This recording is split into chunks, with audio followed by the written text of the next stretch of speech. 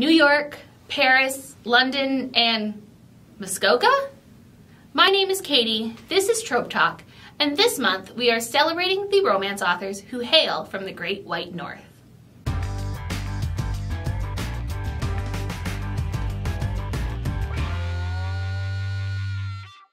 There is something so exciting about reading a book and recognizing the places that the story is set. I love stories set in foreign cities just as much as the next romance reader, but reading a book with Canadian slang or locations always makes me smile.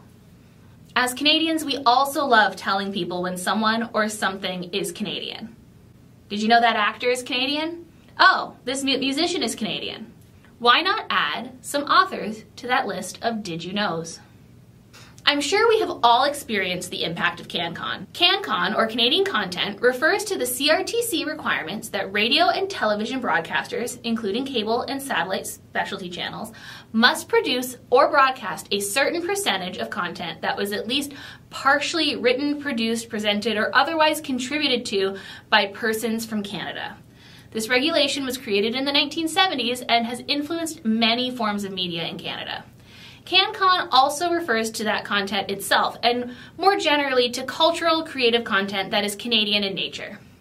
While there are no specific requirements for CanCon in publishing, there are grants from organizations like the Canada Council for the Arts that provide funding to Canadian publishers and Canadian authors to produce new books, as well as publisher tax credits for Canadian authored works.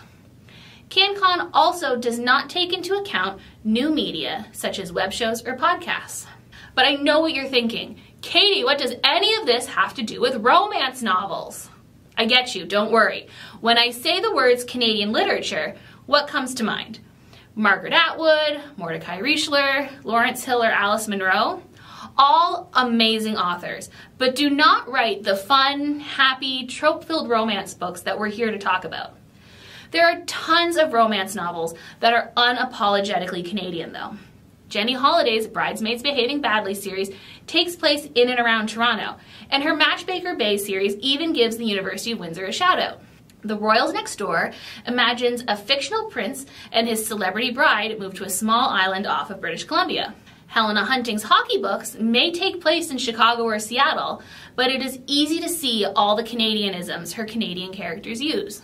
Authors like Jackie Lau, Farah Heron, and Uzma Jalaluddin explore what it is like to be the child of immigrants in Canada and coming to terms with Canadian ideals of dating and relationships compared to the ones in their culture. Romance novels may be excluded from what is traditionally considered to be Canadian literature, but Canadian romance authors are representing Canada loudly and proudly through their novels. To add a bit more Canadian content to your romance reading, why not try Accidentally Engaged by Farah Heron, Kiss My Cupcake by Helena Hunting, One and Only by Jenny Holiday, Donut Fall in Love by Jackie Lau, The Knockout Rule by Kelly Siskind, Only a Promise by Mary Bala, The Romance Recipe by Ruby Barrett, The Marriage Game by Sarah Desai, Make a Scene by Mimi Grace, The Royals Next Door by Karina Hale, Ties That Tether by Jane Icaro, Hannah Khan Carries On by Uzma Jalaluddin, or Grown Up Pose by Sonia Lawley. To put these books on hold or check out more great reads, be sure to go to the WPL catalog.